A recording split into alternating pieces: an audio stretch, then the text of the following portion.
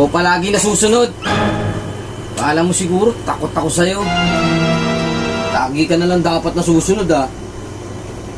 Baka nakakalimutan mo, ako pa rin ang padre de pamilya dito. 3 oras na akong nagpapaalam sa'yo. What? Lalabas lang ako. Kasama lang ako sa mga tropa ko. Di mo pa ako mapagbigyan? Nako, subukan mo talaga ngayon. Subukan mo, magkakasubukan tayo ngayon. B!